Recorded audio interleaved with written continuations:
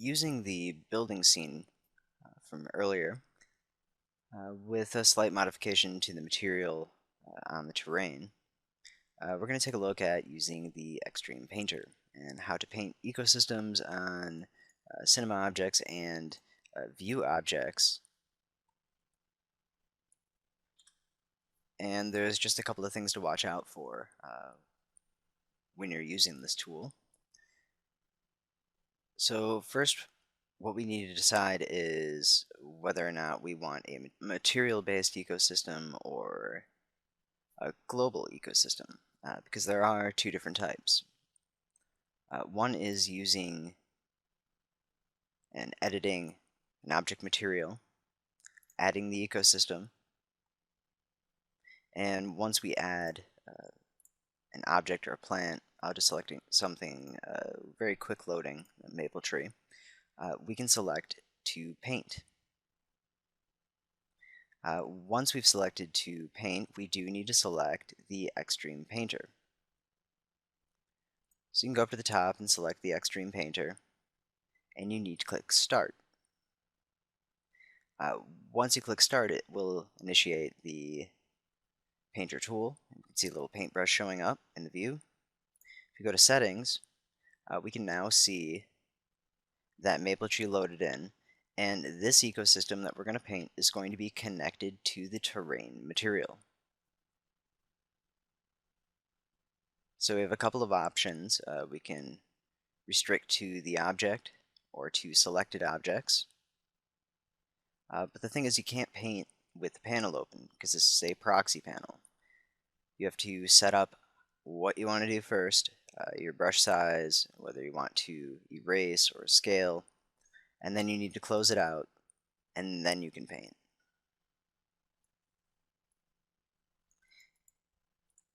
And what I have on right now is just the single instance mode, and it is not taking into account that we have the Cinema 4D objects.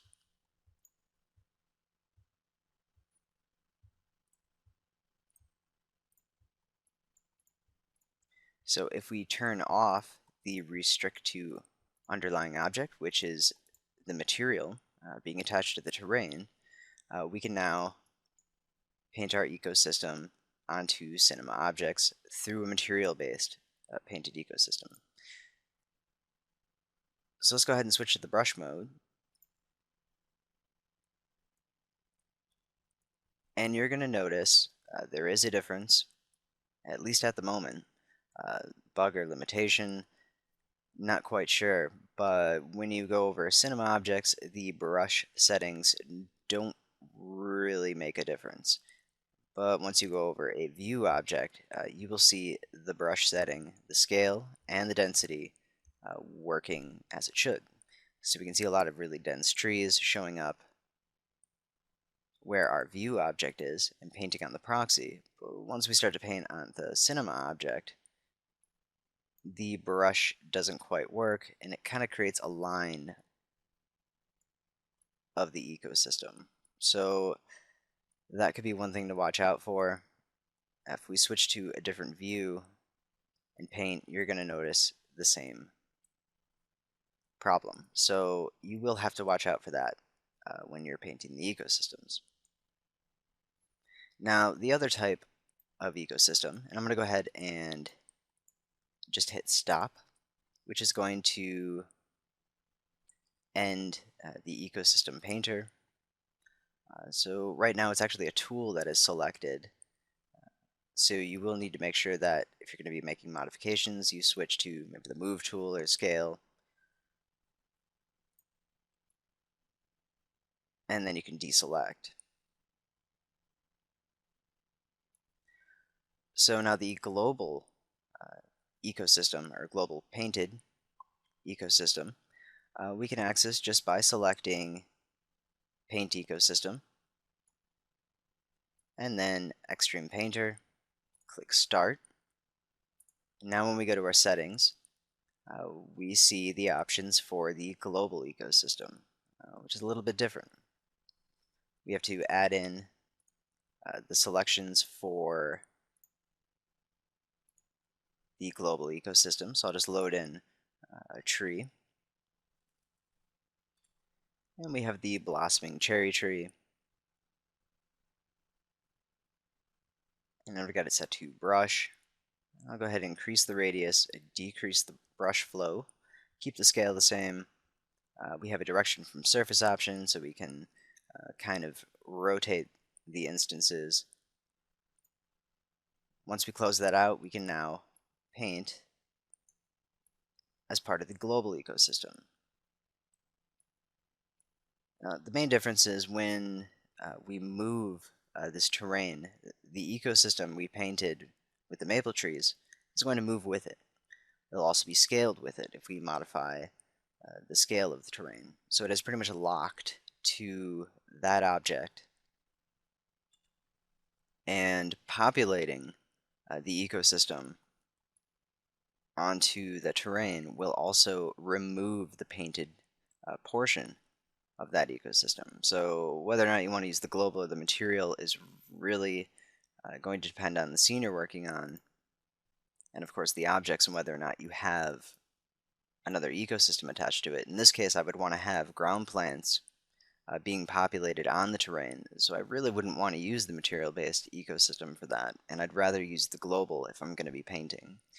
Either that, or you can set up another layer, one for painting or one for population. Once again, we can see that the brush is working correctly on the view object, but once we go into the cinema objects, we don't have the same sort of settings. Looks like it's a little bit better, but for the most part, it's still kind of creating a line of single instances. And it might work better on some of the flatter areas than it will on angles. But that's another nice thing too, is you can actually paint on the sides of buildings. So if you want to create detail objects and paint those in, that'll work too. Now I'm going to make one note about painting in the perspective view. And as nice as it is, you're going to notice a lot of similarities between some of the objects. If we take a look at just the previews, we can see that these maple trees and the cherry trees all pretty much look the same scale, and there doesn't look like there's a whole lot of variation to them. That tends to happen more in the perspective view than it does painting in other views. And this was also a problem within Standalone, although it looks like it was working fairly recently. It's definitely something you'll want to pay attention to. So working in the perspective view might just be best if you're going to be placing single instances, because the brush mode does tend to create groups of the exact same copy, which is kind of not using the solid growth technology that creates the random generation of plants. Let's just go ahead and render this really quick just to take a look at what we've got.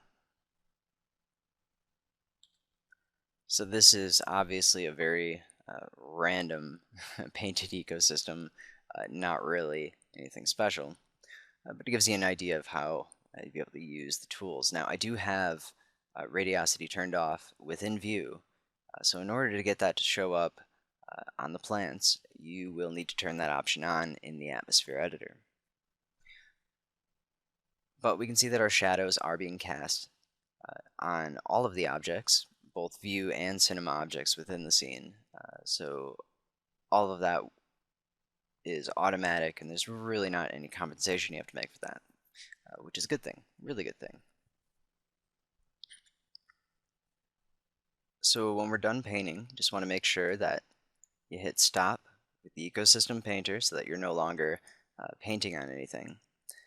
It's also important to keep in mind that you can't really do anything else while you're running the ecosystem painter. Other commands, like navigation, all pretty much work, right mouse clicks, things like that, but the left mouse button is completely taken over by the xStream Painter. If you're using hotkeys with the left mouse button, then that should work all right. But you really just want to keep that in mind. Always make sure you hit stop so you're not adding anything extra. But there's another option we have available, and that is the ability to open the scene in standalone view. So just basically view infinite, if you're familiar with that version of it where it's just not pre-integrated.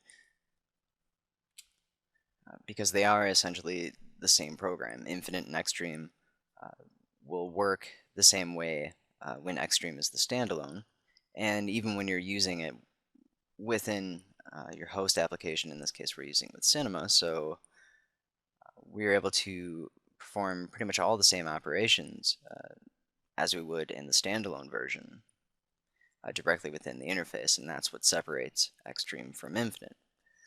But you're not always able to do everything directly within Cinema's interface. Sometimes you will need to go into the standalone version to use some of the tools. So let's take a look at that option. We can go up to the top menu, and under File, we can select Open Scene in Standalone View. And what it's going to do is load in the scene we currently have, of course without our cinema objects. And there's a couple other things that don't work too, or at least won't show up.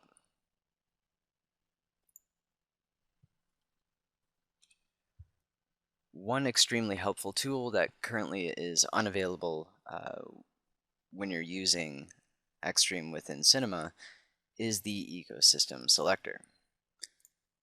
What this allows you to do is pick your instances from the ecosystem, where you can manipulate them by converting them to actual objects rather than being an instance.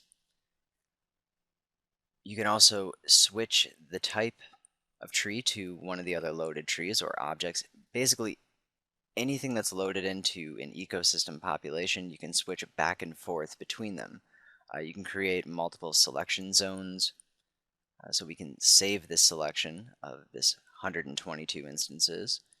And then we can go ahead and create a new one if we want. So we can go in and hit select. We can add to it, or we can deselect. You can also go ahead and select manipulate. We're going to save this selection. And when we have manipulate mode on, we can use the gizmos to scale, or we can move. We could also rotate the instances. And like I said, you can also convert them over to actual objects. So this isn't available when you're working in Cinema, at least not yet. Maybe in future versions it will be, but at the moment, it currently isn't. And of course, our Cinema objects aren't going to be showing up. One thing you can do is export the Cinema objects into view. So you would go into view and import them. You can do that actually directly within Cinema in case you wanted to populate an ecosystem on an entire object.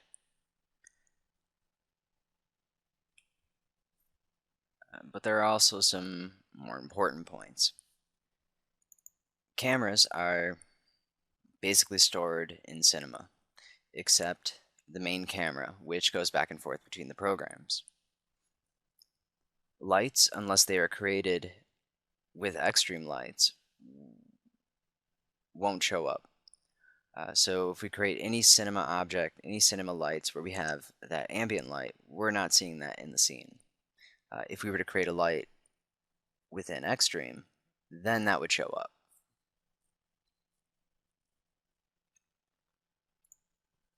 Another thing is animation is all stored within Cinema, unless you're animating the object within the standalone version.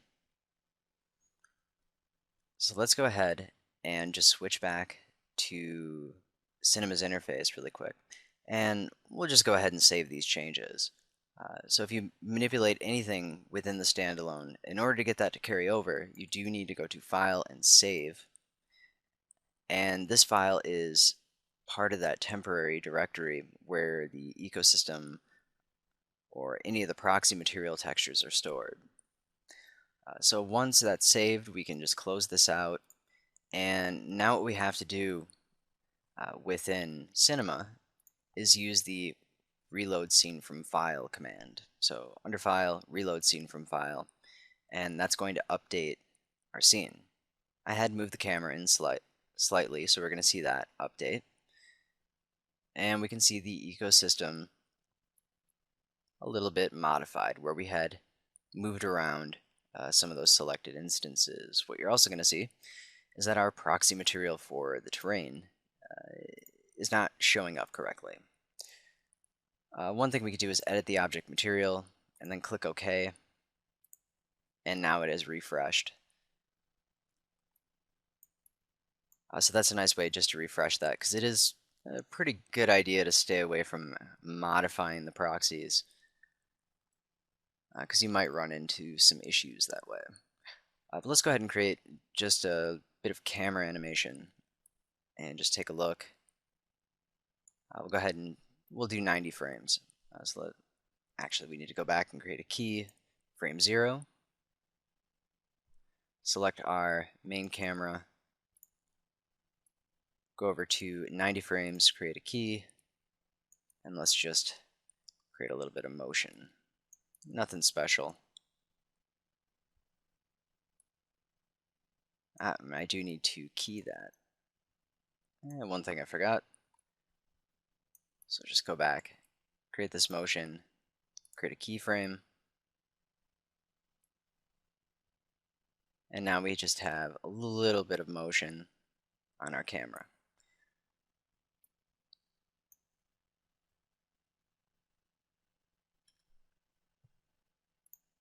So let's open this up in the standalone view. And we can hit F11 on the keyboard to open up the timeline.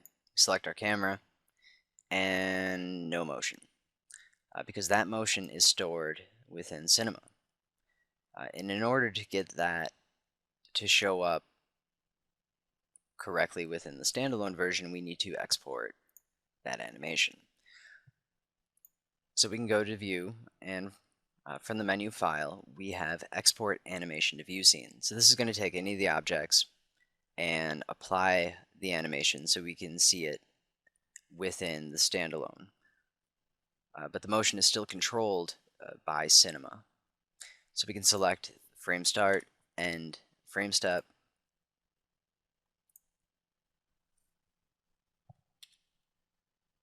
and back in View, this motion is still not going to show up.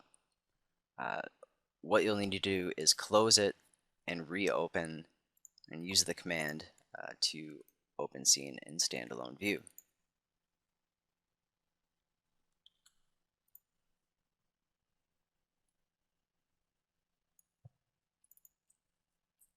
And now what we can see is we have our camera motion within the standalone.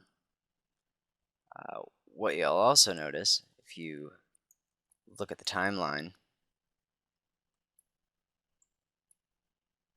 and we'll just go ahead and zoom in.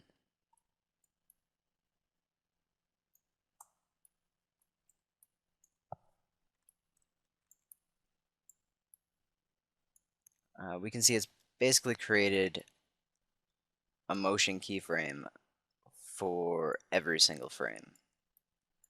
So this isn't something you really want to modify.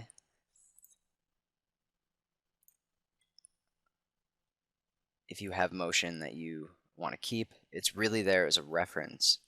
Another thing is creating multiple cameras within View will not show up within Cinema.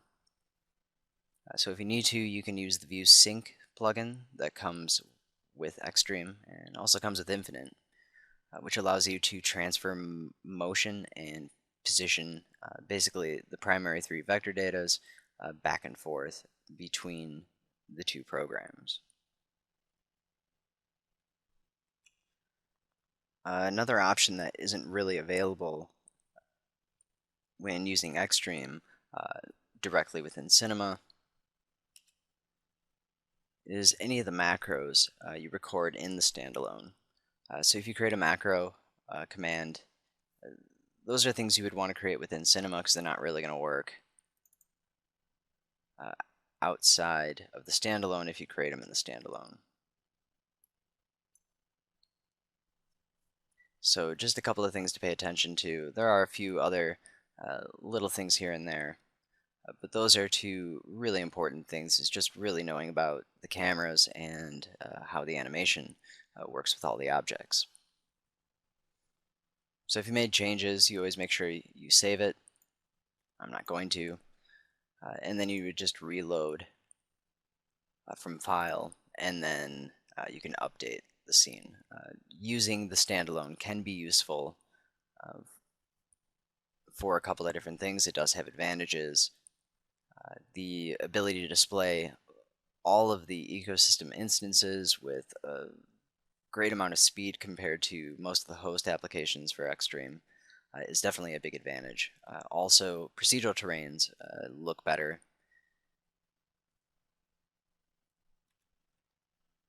And if you're using graphs, view graphs, rather than any sort of connection you would make in Espresso, the OpenGL would not refresh directly within the Cinema interface. So you would need to edit the object graph at any keyframe or after any motion in order to see any of those different connections update or anything you have within object graphs.